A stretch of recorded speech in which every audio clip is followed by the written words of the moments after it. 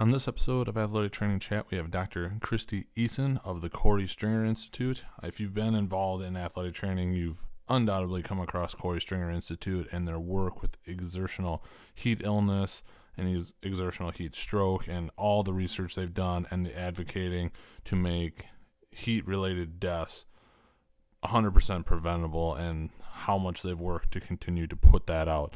They have a new initiative which has been fantastic, and that is the EMS initiative, which Dr. Eason is the director of. And that's a lot of what we talk about in this episode is just what that is, what they're doing, how it's being set up, and the impact it's having. It's truly inspirational when it comes to that. We also talk about ATs advocating for themselves to be the experts on exertional heat-related things, on emergency medicine, and some of the issues that every once in a while seem to pop up for athletic trainers when we see it on social media about how things are done or getting overruled. So much good information in this one. This was a fantastic episode, and we can't wait to do a repeat to hear where ENnovATE's gone in the future. We are powered by Mueller Sports Medicine, but they also play an integral role in this ENnovATE project and getting the equipment that these schools need for preventing exertional heat illness. And so thank you to Mueller for being a part of that as well. But without further ado, please enjoy this episode. Take a lot from it. And if you're anything like us, it really motivated us to continue to keep driving forward and trying to make a positive impact for everybody that athletic trainers serve. Enjoy.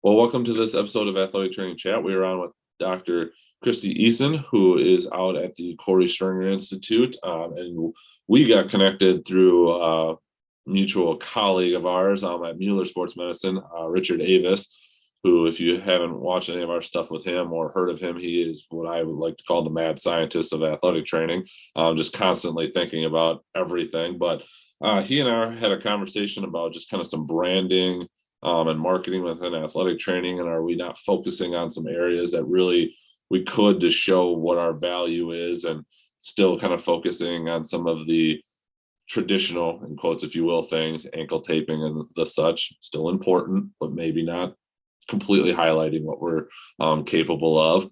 And so he actually connected us to talk about all kinds of topics, the ENnovATE project, which we'll get into, some just barriers that we've also run into potentially with managing different things with EMS and whatnot when it comes to heat. And so Christy is going to be our expert to tell us about all that. But before I keep going, I want to turn it over to you to fill in your background on kind of how you ended up where you are now, and we'll go from there.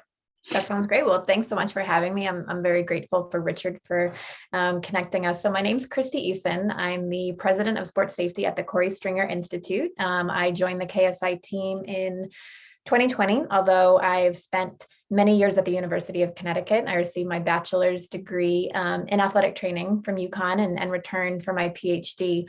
I spent 2 years at James Madison University to get my master's degree. And in between my master's and my PhD, I worked clinically as an athletic trainer for many years in the collegiate setting. So at the Division I and the Division III setting. When I returned to UConn to get my PhD, I actually was able to work at a secondary school as part of my graduate assistantship. So I've had a lot of great clinical experiences. Before coming back to KSI, I actually was an assistant professor of athletic training at LaSalle University, which is a small school just west of Boston in Massachusetts.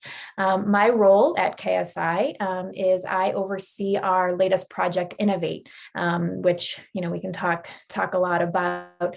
So although I don't work in the traditional athletic training setting with patients every day, a big part of my job is athletic training advocacy. And I'm really excited to be here and chat with you today. Yeah, we're excited to have you. So I think we should just jump right into Innovate because it is such a cool initiative. Um, and just have you explain what it is and, where it is currently. Just talking off air, we mentioned this has been kind of going on since 2020 to really get up and running. So kind of how it started, where it's at, and I really want to hear on where you see this going, Yeah. hopefully in the future. Oh man, I'm so excited about Innovate. So Innovate is one of KSI's newest initiatives, and it's actually a project that is funded through the education fund that was established as part of the NFL concussion litigation. So I'm sure, we're all very familiar with that. We've all seen, the movie Concussion or heard about CT, but as a direct result of that litigation, part of the settlement was that a fairly large portion of money had to go into what's called the education fund. And much of that money was designated to go towards educating retired players to make them aware of the current medical and disability benefits that the NFL has. So really making sure that retired players know what resources are available. But the other portion of that education fund and where Innovate comes from is actually allocating resources to promoting safety and injury prevention for football players of all ages. So KSI had been very fortunate, and we have a great relationship with the NFL. And so when they were thinking about what kind of project might really help promote safety and injury prevention, they reached out to us, and we thought, well, what better way to promote safety and injury prevention than really help to put athletic trainers in high schools? We know that 34% of high schools in the United States with sports don't have any access to athletic trainers. And so we proposed the idea, and the judge agreed that it was a great project. And so we were awarded a $3 million grant, essentially. But most of that money is actually going back into the communities. So the project officially launched in 2020, and we started recruiting applications. So our first applicants applied last year. We reviewed applications, and in the spring, we selected 4 communities to sort of be our first cohort. And so just last week, I got to visit one of those schools that now has athletic trainers in their community that had never had athletic trainers before. And one of the great things about Innovate is that we'll have 2 more cohorts. So we're currently reviewing applications for our second cohort, and then next year we'll have 1 more round of applications. So the goal is to fund between 10 and 14 school communities in sort of like this step phase over the next 5 years. So with that, is when you select these communities, is it a kind of a 1-year deal with the hope that the value is seen and then picked up, or for the longevity of it, or how have you guys kind of attacked that? That's a great question. So what an Innovate school receives is funding over a 3-year period. So the program's designed to provide the largest amount of support in the first year and then gradually step down the funding so that hopefully within that 3-year period, either the school where the athletic trainers are hired can put it into their budget, or the schools can make partnerships with local outreach or hospitals or community providers so that they then themselves can support the athletic training programs. One thing that's a little bit unique about the Innovate project, we're working with the NFL Alumni Association. So we're working with them to identify retired players, either who grew up in the communities, who currently live in the communities, or who played their professional career close to the communities. And so the idea of involving these retired players is to help put a spotlight on these schools, right? We know that one of the biggest barriers to hiring athletic trainers in secondary schools is resources, right? And so being able to highlight the value of the athletic trainer in the secondary school and having the NFL alumni voice helps put the spotlight on that. Sure. No, that's awesome. I was kind of curious on how that stepwise process worked. I had only assumed that it was in place, but I think that's fantastic. Yeah. And one thing that we talk a lot about too is that, the money from ENnovATe is not infinite. So, Right. it's great in that it will help establish that athletic training program or that new athletic training position that the school has never had. But when we review applications, we also ask them, what's your plan or what are you hoping to do to be able to continue these services? And so it's been really exciting to hear from different schools how they plan to continue funding these positions once the NFL and the ENnovATe funds run out. Are there any of those kind of innovative things that you can share? I think people might be interested as they're looking at their own communities, if they don't have the opportunity for an ENnovATe grant, but if these other schools have unique things that could be useful. Yeah, it's so interesting that you say that. I would say every school community that I talk to has a different idea. Okay. So one thing that's really front and center right now that a lot of schools are talking about is looking to see if they can shift some of the money from the CARES Act, so from the COVID relief packages, Yep. To use that to help support athletic training supplies. We have one of our schools in Georgia who's been able to allocate resources from the CARES Act into some of the supplies, and those are based on health and safety. We have other schools. So Shriners is a really great example. They're able to offer athletic training services into the communities at either no or low cost, but they're able to fund this through tax credits that they're able to get, right? We have other school communities who are now looking to see if Title I resources can be able to go towards using athletic trainers. Title I is really interesting in that there's a lot of flexibility in how school communities can spend that money. And so we're constantly having conversations. What I will say is that oftentimes the initial allocation of resources can be the most difficult, right? So if you're not spending money on something, sometimes it can be really hard to get the money spent there. But now, once you have an athletic trainer or you have these resources, sometimes when you see the value in the community, it can be a little bit easier. One of the conversations that we had when we were visiting one of the schools was, well, we have this athletic trainer part-time, and now I'm putting in my budget to ask if we can have them full-time, right? And so, we're just having lots of different conversations about how to be able to fund these positions. And look, there's a lot of creative, interesting ideas about having corporate sponsorships and having, branding and all of those kind of things. So schools are getting really creative in how they're doing that. Is the ENnovATe program something that you guys at KSI are looking for other opportunities for funding to continue out into the future? Yeah, it's a great question. Yeah, so we've already seen in this first cohort what an impact it's having in these communities. So it's our goal, kind of like behind the scenes, to look to see if there's a way that we can sustain funding to bring in additional cohorts after the NFL concussion litigation settlement money is used. So, we're doing everything that we can to try to continue this program. I don't want to say indefinitely, but for as long as we can. No, absolutely. Just what a powerful thing that if you can at least get it started, like you said, that initial hump being so big, if you can get past that, that could be such a big impact. Yeah. And I think so much of it is just bringing attention to these communities that don't have athletic trainers. And when you look at it, so one of our schools that was funded in the first cohort is Boston Public Schools.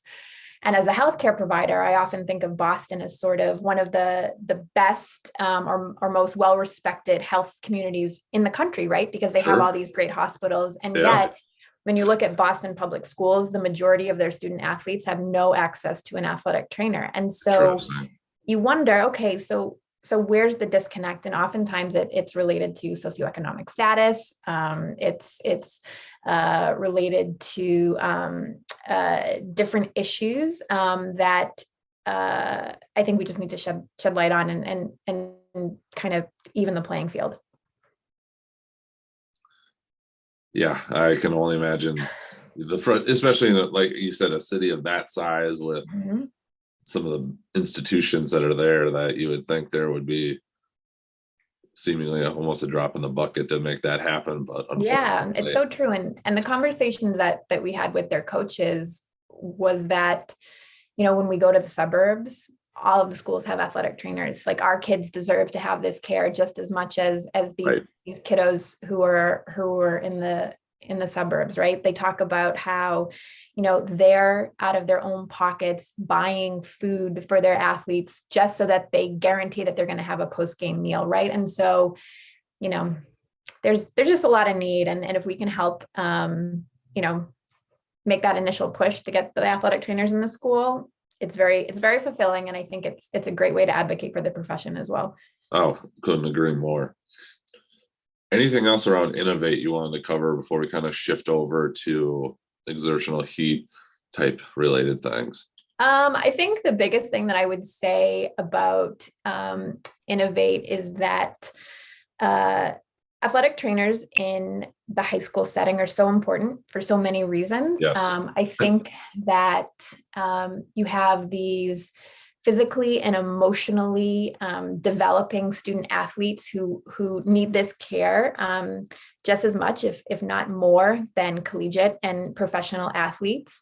That the athletic trainer in the high school can serve as not only a conduit for healthcare and mental health care, but also a trusted adult, someone that can provide a safe space. And I really truly believe, and I'm not just saying this because I work on a project that interacts with high school athletic trainers. I think athletic trainers who are employed in the high school setting have the biggest opportunity to advocate for our profession, because most of the student athletes that they're working with are not going on to college, or they're not going on to professional sports, but they're probably going to be a parent or a legislator or a coach or an administrator. And if you have a good high school athletic trainer, that is going to have these big, huge ripple effects. So I think high school athletic trainers are like our best marketing tool. I could not agree more with that, especially in that type of, in the athletic setting, just how much reach you have and how much impact you can have there, and what they're able to do still baffles me in an overly impressed kind of way. Yeah, couldn't agree more with that. So kind of shifting to exertional heat illness and those situations, this kind of spurred a little bit more from that conversation back with Richard.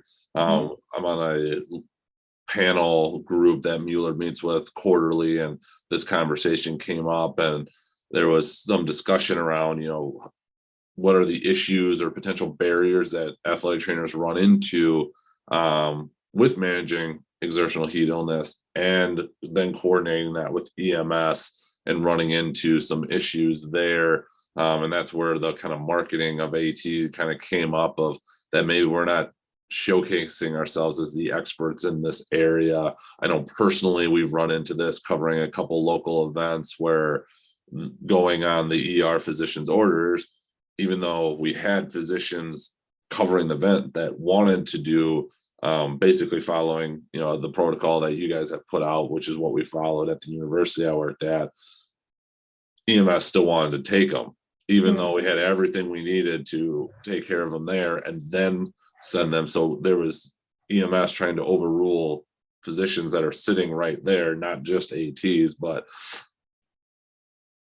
long story short, what have you guys found? I know we're going to talk about some potential policy changes as well, or policy changes that have happened. So what have you seen in terms of working through some of those obstacles and challenges that you guys have figured out?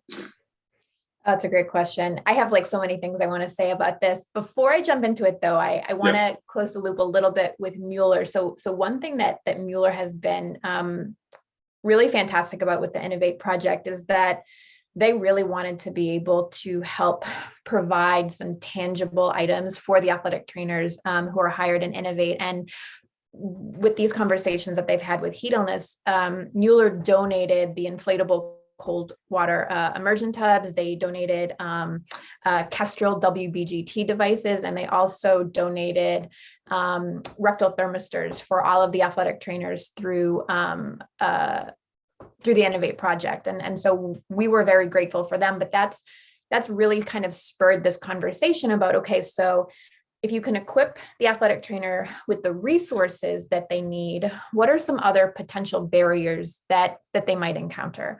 And so this conversation about, the EMS and the paramedic response has been really interesting, right? Just to share like a really quick anecdote, our medical director for the Korey Stringer Institute works as an emergency room doctor. And one thing he always talks about is that there's this misconception that emergency rooms are prepared to do whole body cooling, right? He works at a hospital and he said they don't have tubs, right? They literally have to figure out how to bill a patient for ice if they were going to use ice in a cold water immersion tub, right? And of course, there's some tools that they have, that they can use saline or blankets, things like that. But Sure. He said oftentimes there's this misconception that paramedics are going to get them to the emergency room and then they're going to be able to get the best care there. And in fact, what we know is that if you can reduce core temperature as quickly as possible, within that kind of 30-minute window, exertional heat stroke is 100% survivable. Yep. But if you delay that, then you're looking at these long-term consequences. Or if you initiate cooling, but you don't get the temperature low enough and you remove them and you transport them, you're still looking at potential fatalities or long-term consequences, right? And so I think it's important for us to remember that paramedics have always learned, and in EMS have always learned, and part of their protocols have been they transport and they get them to the emergency room as soon as possible. So it's important for us to keep in mind that that's their protocol. But with that being said, for exertional heat stroke, that's not optimal. And a big part of that has to be educating EMS and paramedics and even emergency room physicians and anyone who's overseeing EMS and paramedics that some of these policies have to change. Some of these protocols have to change so that these student athletes or anyone who's suffering from an exertional heat stroke is going to receive optimal care, right? So at KSI, we don't focus just on the athlete. We also talk about the warfighter and the laborer. We see really high rates of exertional heat stroke within the laborer population, right? And so a big part of it is education and kind of going against what their initial instinct is to do. So how do we potentially go about doing that education? Have you found things that have worked for people? Yeah, I've heard of some conversations even between doctors and doctors. It hasn't gone so well kind of locally for us, but just if there's anything that you have found. Yeah, it's a great question. So I think at the most basic level, the first step is taking it back to your emergency action plan, right? So when we talk about the emergency action plans, an important part of that is that you are collaborating with your local EMS. And I think that allows you to start having the conversations. There's a really excellent document that came out a few years ago, specific for EMS and paramedics, that it's the pre-hospital care of exertional heat stroke, right? So if you're going to work with your EMS in preparing, I highly recommend like bringing that document. So it's not just you saying it, now it's a document that's been released and shows evidence-based practice. So I always suggest having those conversations ahead of time. The other thing is annual practice and annual rehearsals so that you have these conversations before an emergency comes up. Truthfully, though, the biggest piece is going to have to come from an education perspective. And ultimately, it's going to be starting to get policies and protocols changed for EMS and paramedics. So having really great allies that can help propose and move these things forward. So two really good examples. There's an athletic trainer out of Maryland, Ed Strapp. He works as a flight paramedic, and he's also the governmental affairs rep for District 3. And he does a great job trying to bridge the gap between athletic training and EMS, because he works in both of those worlds. Yeah. What was that? I said, sure. Yeah. That's Great. And so he was really instrumental in looking to try to get some of the protocols for exertional heat stroke for EMS and for paramedics changed. And he was successful in doing this. So if you look at protocols for most paramedics and EMS, it is like what we talked about, grab them and go, right? Like we just want to get them to the emergency room as soon as possible. But he worked with the organization within his state. And now in Maryland, they actually have in their protocol for exertional heat stroke to cool first, transport second. And essentially what that means is that if paramedics arrive on scene and cooling is taking place, they have to leave the patient in the cooling modality until their temperature gets to at least 102 degrees. So that's now statewide policy protocol for Maryland. In Connecticut also enacted a very similar policy with the cool first, transport second. And they went one step further and now require all paramedics to have a rectal temperature on the rig. And what they now say is that if there's a suspected exertional heat stroke, that core temperature via a rectal temperature needs to be taken. So, what we've learned is that many paramedics don't carry a rectal temperature on their devices. Most of them will not do cool first, transport seconds. But now we have examples of 2 different states that have now put that into their EMS and their paramedic protocols. And I think that has the potential to start the ripple, because truthfully, until that starts permeating into their protocols, you're still going to have those arguments. You're still going to have those fights.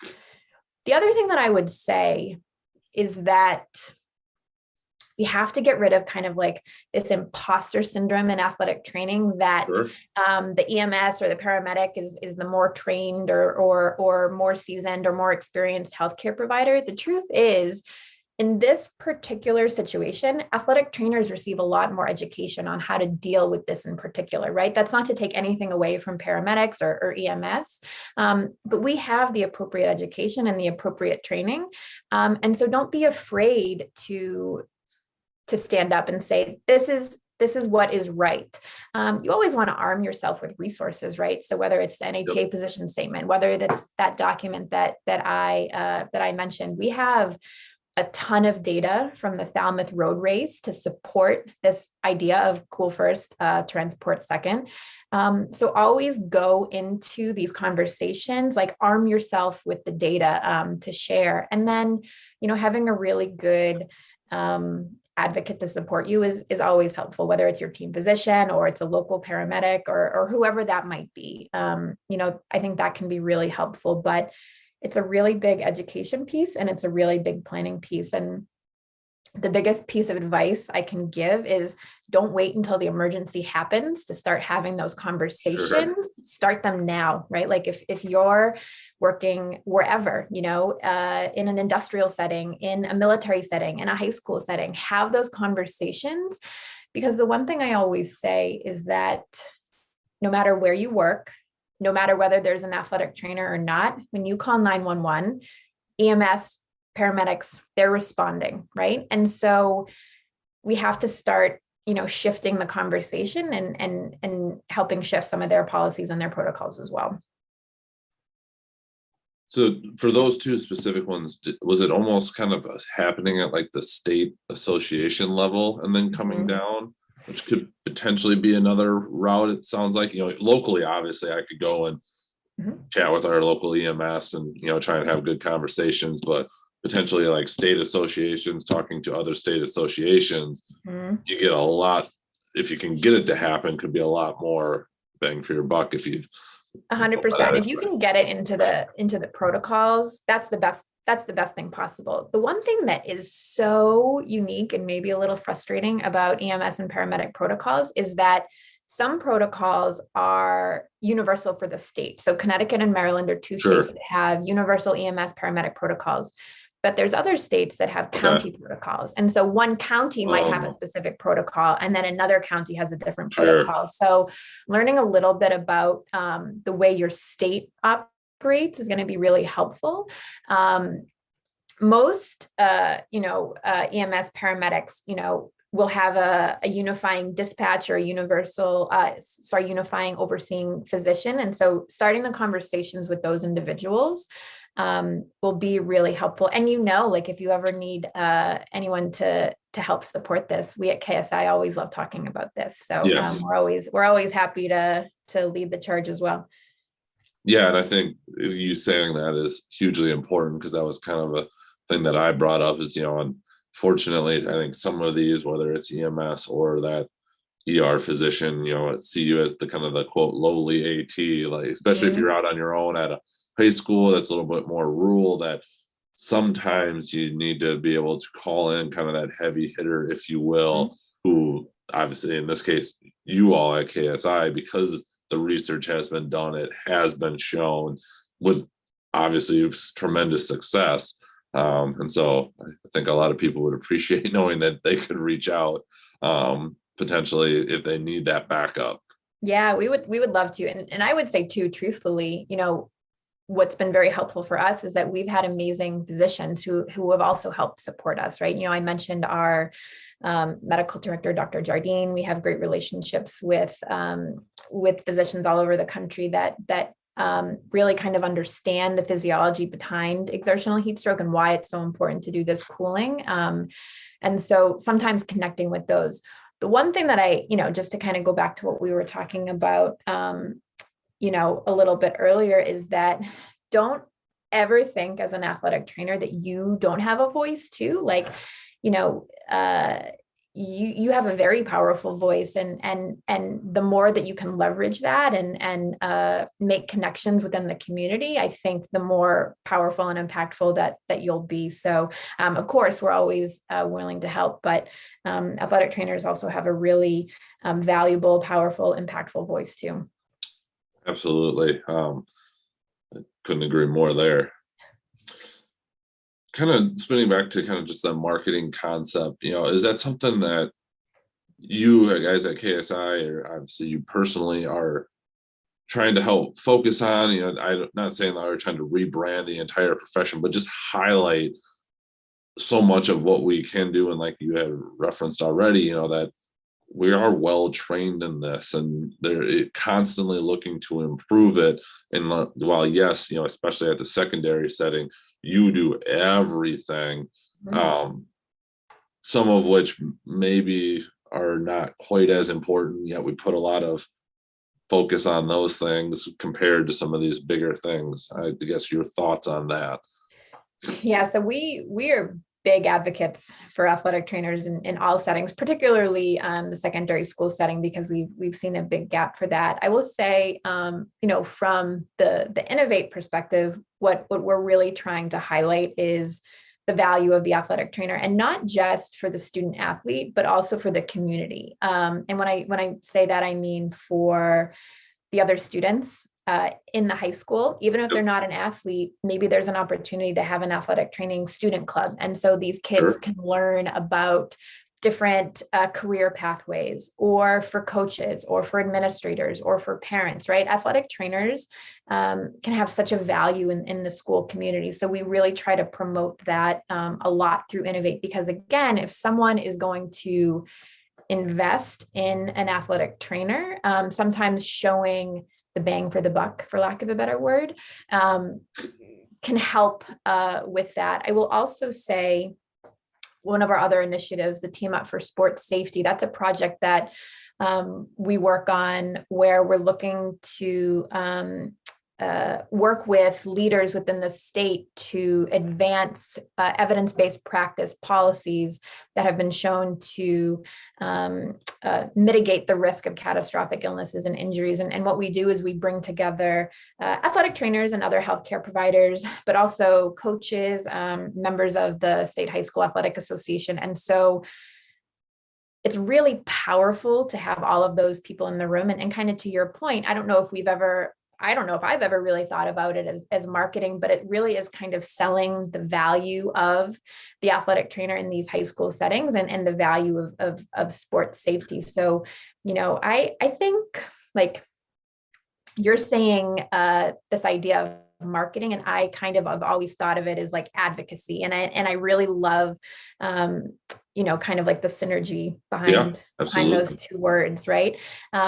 We, just to not go too far off on a tangent, we also now have a new project, the National Heat Safety Coalition, where we really want to focus on the laborer, right? And kind of showing the importance of having safe working environments for those individuals as well. So there's a lot that we're trying to do to advocate for and for market, sports safety and the athletic trainer, for sure. Well, we appreciate all the work you guys are doing on that. Well, thank you. It's obviously having an impact, with everything you guys are doing. So appreciate that and what you're doing for the profession. Well, thank you. I think I say this all the time, but when you work with passionate people, it's contagious. And so I'm very fortunate to work with a lot of people who are very passionate, and who care a lot about sports safety and athletic training and, athlete, warfighter, laborer safety. So it's kind of contagious. You can't help but just, want to keep fighting the good fight. Yeah, I can only imagine the environment out there. Just, I've only met Dr. Casa once. He came and spoke at our university, and we got to hang out with him. And just, does the guy sleep just the way, the way goes? And then I know a few other people that have gone through kind of UConn's program and been tied to KSI, and they're doing huge things as well. So yeah, I can imagine the environment is a pretty fun and unique one to be in. To keep it's like osmosis. You can't help, like, it just absorbs into you. Yeah, in a good way, not a competitive. You feel drawn to doing more and more. So exactly. Anything else around ENnovATe or exertional heat illness and stroke that we haven't covered that you would like to? Yeah, I mean, I think we hit on most of what I wanted to chat about, right? Like, just reemphasizing the importance of the athletic trainer in the secondary school, highlighting the value, making those connections. And again, when it comes to EMS, exertional heat stroke, I do think that importance of education, right? Like, if you're an athletic trainer at a high school, at a college, at an industrial setting, having that conversation with someone who might not agree with you, or might think that another option is better, just opening up that conversation can be extremely powerful, right? Like, there's things that we can be doing up here, but kind of that, for lack of a better word, that grassroots bottom up approach, it can be very, very impactful. And so don't be afraid to have those conversations, because you never know whose mind you might change and who that person knows, and what that snowball effect might be. So I know some days it can feel like really tedious and you're exhausted, but like, keep having those conversations, because you are going to chip away at it, and change is going to happen. Like, I've seen changes happen. 2 states that we've mentioned have completely changed their protocols, which is so different than anything that they've ever done. So, just keep marketing, keep advocating, keep fighting the good fight. Yeah, you never know what parent you're talking to about what you're trying to do to keep someone safe, who happens to know somebody who knows somebody who's the lead physician, and then all of a sudden things start rolling. I've seen those happen too, and you just never know. Yeah. I have a great example. I have a friend who works as a athletic trainer in a high school in New York, and she had a situation where there was an exertional heat stroke, and it turns out that the parent of the athlete was a physician. And so him seeing her provide the appropriate treatment, that just opened up a huge doors, because now the student athlete wasn't just a random patient, it was his child, right? And so, you keep doing these things and you're going to make an impact. Sometimes progress can be slow. I get that. But you just keep going. Yep. And it's seemingly, for everyone listening, the research is on your side, which is always helpful, because then it's not just your opinion, which is, you have things to back it up, and we'll continue to have more. So make sure you're checking those out. We'll make sure to link the couple things you've referenced just in this episode page, so people can go check Awesome. that out as well. Plus, obviously, a link to KSI. But yeah, anything else you'd like to cover before we kind of jump into those athletic training chat questions? No, I think that's good. The only thing I will say, if you are interested in ENnovATe, or you know anyone who's interested in ENnovATe, don't hesitate to reach out. We'd love to chat with you more about it. And if there's anything that we can do to help, kind of bridge that gap with EMS, paramedic protocols, if you're dealing with challenges, just reach out to us. Perfect. Thank you for that. Just one kind of quick question more back towards ENnovATe again. Is there a way any athletic trainers from across the country, whether they're already in secondary setting or whatnot, can they get involved in any way or help assist in any kind of way other than potentially making connections? Is there any opportunities? Yeah, it's a great question. We've talked a lot about, kind of almost like establishing this idea of like a mentorship program. I think perfect. My experience working as an athletic trainer in the secondary school, I just remember being so grateful that I had several years of experience as an athletic trainer prior to being in the high school, because I would say that was the hardest job I ever had, because I had a very limited budget. I had me, myself, and I as the healthcare provider at the school. So I didn't have someone else to rely on. And so you can sometimes feel like you're in an island, right? Like when you're working at the high school, if it's just you. And so, any ideas that you have in ways that we can support, not just the athletic trainers through ENnovATe, but our high school athletic trainers, like we love these ideas, and, anything that we can do to help support each other, I think is super important. But if you'd be interested in mentoring, like definitely reach out. We have on our website, there's a link specifically for ENnovATe, and it asks, like, if you're an athletic trainer and you might be interested in mentoring, you can contact us and let us know. Perfect. We will link that up as well. Awesome. Thanks for sharing that. Yeah. So first question is, where do you see athletic training going in 5 to 10 years? And if you can kind of set the example of where, or if there's a specific setting you're thinking about. Mm-hmm. So I've been thinking a lot about this question, and I'm very fortunate that in my position, I get to interact with a lot of athletic trainers, but also a lot of administrators. And I think that what I'm seeing is that there is a desire and a need, and athletic training is just going to continue to grow as far as job opportunities. We have to continue having conversations about fair and equitable salaries, of course, right? But I do think that these positions are going to continue growing. I will also say, I think there's going to be more of an appetite for athletic trainers in these non-traditional settings as well, right? There's states all over the country, currently working on their scope of practice to look to be able to hire athletic trainers in sort of these non-traditional settings.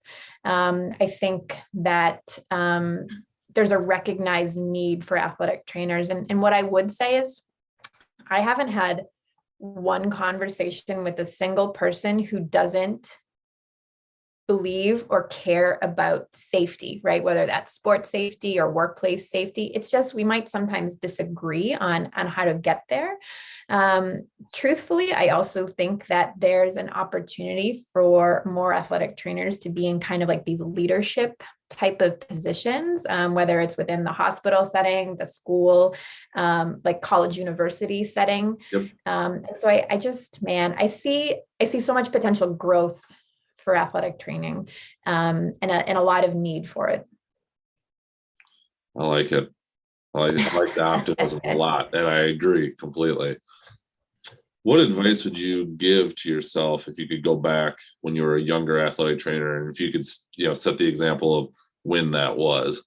Good question. So I was very disappointed that several years ago I aged out of the young professional category. I'm no longer technically a young professional, but for me, one thing I think about a lot. So the other hat that I wear, in addition to working at KSI, is I'm a work-life balance researcher. So I do a lot of research looking at work-life balance and what we can do to help with athletic training retention.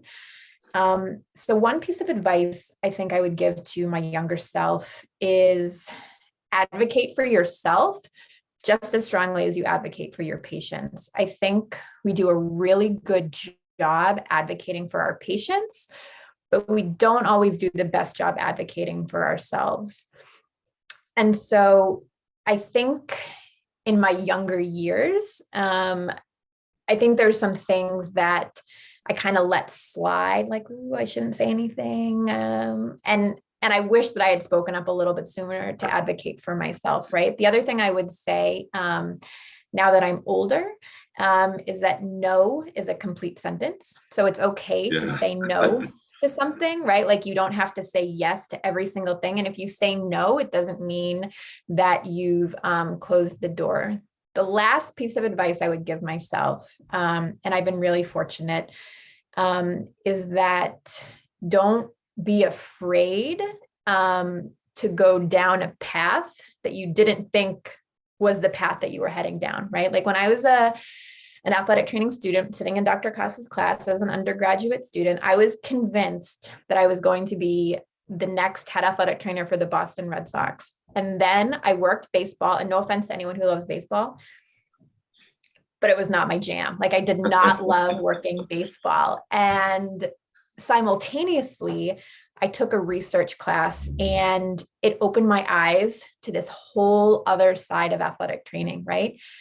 And when I went to get my PhD, I was convinced I was going to stay in athletic training education for the rest of my career. And now here I am at KSI, not teaching, but rather advocating, right? And so my trajectory has shifted.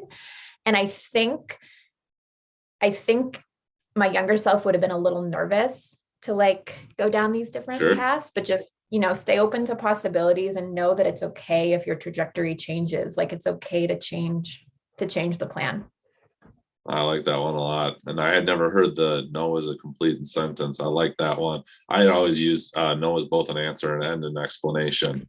So I like, I'm gonna probably borrow that one from time to time. Yeah. Cause don't you ever like, if someone asks you to do something in the back of your mind, don't you always think about like, oh, why am I going to tell them why I can't do it? Right. Like you're always trying to come up. You can just say no. Like it's okay to just say no.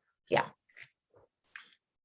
What has been the most influential resource that you have found in your career? I thought about this one a lot too. And I don't know how tangible this is, but for me, it has 100% been my professional network, taking advantage of the relationships that I have made throughout my career. And I could give you countless examples of how relying on my professional network for advice and mentorship has helped me on that, those different trajectories, right? When I was working in the collegiate setting and truthfully feeling a little bit of burnout myself, I had the opportunity to talk to one of my professors from undergrad, and she just so happened to have a graduate assistantship position open for my PhD, which was what, enabled me to be able to come back to school. And when I got my job at LaSalle University, it's because my old boss at Korey, his wife worked at LaSalle. And so I made these connections, right? And even coming back to KSI, it was maintaining those relationships with the folks. So I think for me, the most influential resource for me has been my professional network. And I know that's not, your kind of traditional answer, but I can't say it enough. Rely on those people and those relationships that you've made, because if you're struggling with a patient case and you can't figure it out and you're having challenges, talk to someone that you trust and they might give you the most beneficial response from their own personal experiences, right? Like when you talk about evidence-based practice, you have to talk about clinician experience in there too, right? So it's not just the research and the literature, it's all those experiences. So like I said, that might be a little outside of the box, but for me, that's been the most impactful thing in my career for sure. No, I think it's a perfect answer. I agree.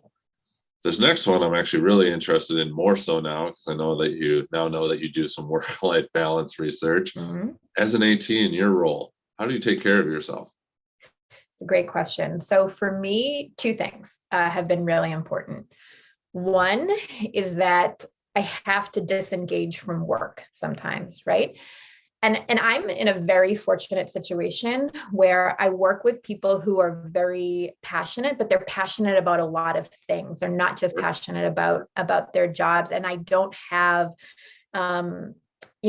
this crazy pressure to have to be working 24 hours a day. I know that can be challenging, but for me, it's disengaging, turning off my computer, not checking my email. I try very hard in my particular position to on the weekends, separate myself. And so I know many athletic trainers work on the weekends, but if there's a certain, threshold that you can set, like after 6 o'clock or after 10 o'clock, whatever it is, I'm going to disengage and I'm going to take some time for myself. I think that's really important. I want to say one more thing about that actually, though.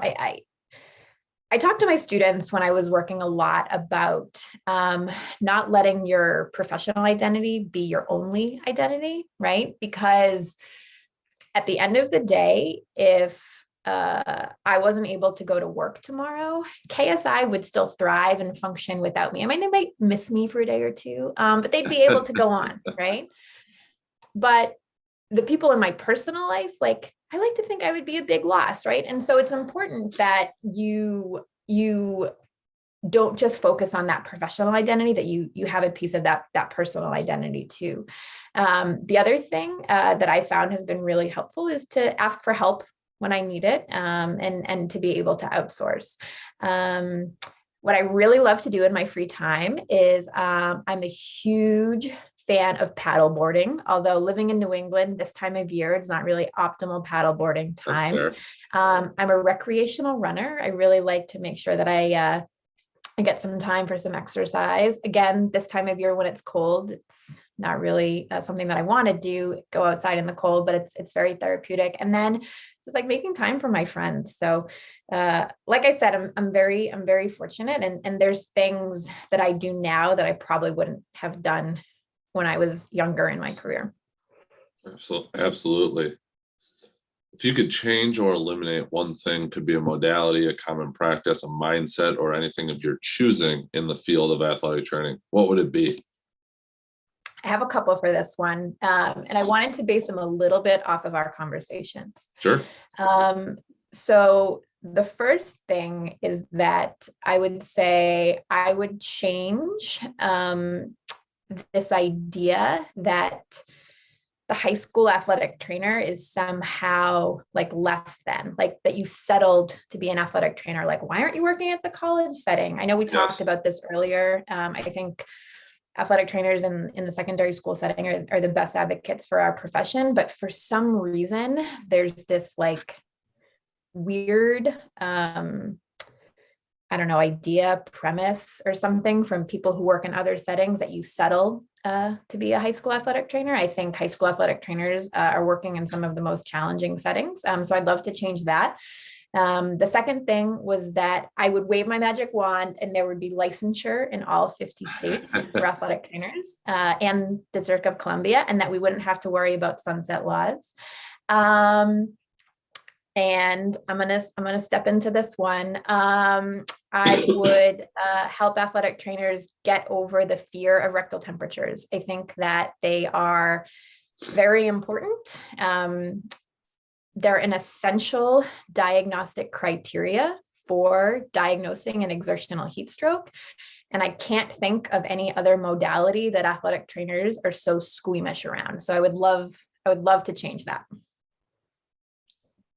I think that one's very fitting for the conversation. That's what I thought. I thought was appropriate for today. Yes, absolutely. Last question of these. What does being an athletic trainer mean to you?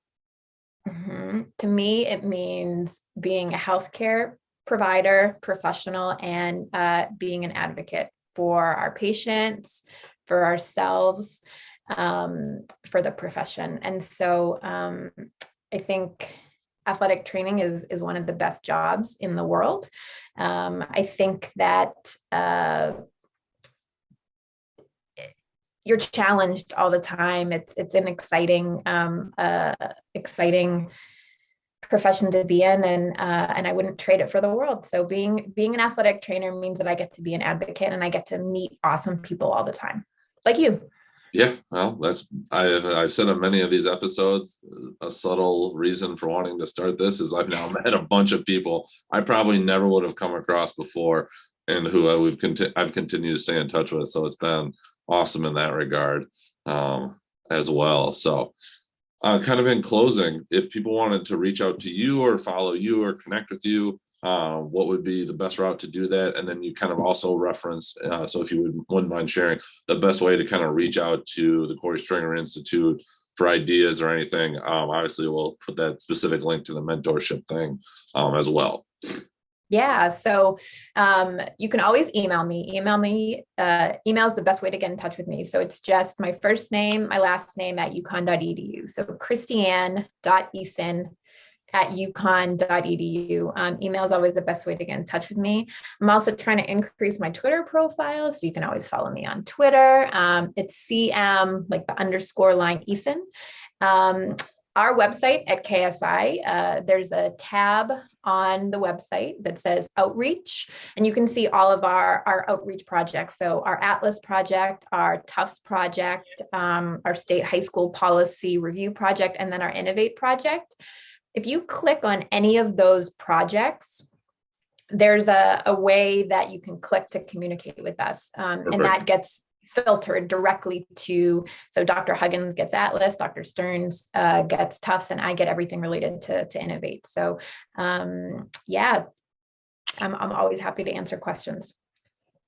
Awesome. Well, I really appreciate you taking the time. I'm glad we got this to work out. I think there was some really valuable information in this, and I look forward to seeing more of what happens with ENNOVATE, and we will have to definitely do a follow-up as we get another year or so into this for you to see how things are going and what's next, and be excited to hear what goes on from there. Yeah, thank you so much. Thank you to Richard for connecting us. Thank you to Mueller for all of your support. And I would love to be able to talk about all the great work of the athletic trainers who are being hired through the ENNOVATE project. Awesome. We'll look forward to doing that in the future. Thank you.